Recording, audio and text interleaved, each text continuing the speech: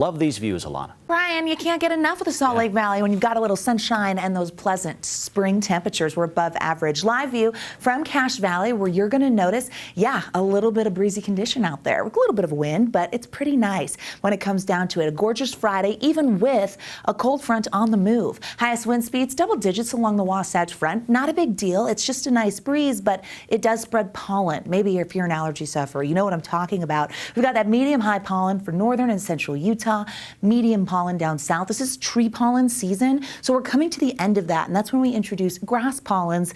Some days we'll get double duty there, which is not great. We need some wet weather to kind of calm those allergens, but we're not going to get a tremendous amount. Live view from Castle Country, where you're noticing just a storm on the move, some pop-up storms and showers possible as we get through this evening with the help of that cold front. You see it tracking south. And in the last few hours, the green that you're noticing, some pop-up showers associated with that boundary. Right now, we're looking towards south central and southwestern Utah because it looks like those areas could maybe see a storm heading through tonight. They've got that daytime heating, and now they have the lift. 80 degrees in Salt Lake, 70s for the rest of the Wasatch Front, 80s in Vernal, upper 80s in Moab, 93 in St. George. Now, we talked about relief on the way for Washington County, but we're all going to see a bit of a cool down. Tonight, 70s to 60s with clear conditions expected. We'll stay dry along the Wasatch Front, but then tomorrow we get a little unsettled. Upper level futurecast shows that high pressure that we're under the influence of right now. Get a system that rolls through. Tomorrow, there is a thunderstorm threat. And as we head Sunday into Monday, we get the chance of a storm coming far enough south that it could impact northern Utah with some isolated showers. So we give you that wide view just so you know that changes are brewing and the potential for a little bit of wet weather is there. As we get to the midweek, you see active conditions in the Pacific Northwest, which means we could stay cool and possibly see more moisture. Speaking of moisture, storm threat from Salt Lake all the way down to Cedar City. So a big part of central Utah that does include part of the Wasatch Front. Could see a pop-up storm heading into our Saturday. Our futurecast kind of highlights that, and you're going to notice by tonight in Milford and Beaver, the model picking up on the potential over I-15 and towards I-70 of a storm. That holds on into tomorrow afternoon, but notice this is central Utah and it's a specific band, right? It does become a little more widespread into the evening. Daytime heating adds to that, and then we head into Sunday, and Sunday into Monday, the disturbance that comes through actually brings a little more moisture potential. You're going to see as we head into the afternoon already some storms popping.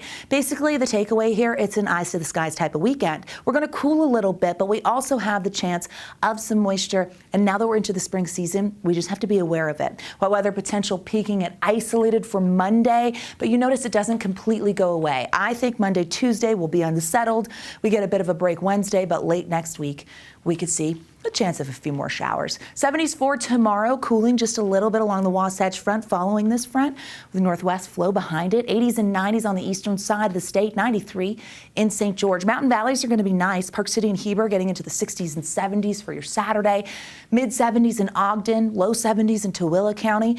A mix of 70s with the potential for some storms in central Utah. That includes down towards Richfield and over the higher terrain. So we watch these storms bubble up, places like Bryce Canyon over towards Capitol Reef looking like they could see a storm for Saturday. 93 in St. George, 70s towards the Four Corners. All in all, really a decent Saturday with just the chance of a little bit of moisture. 90s in St. George for the weekend, and then we brew some changes. How about some 80s?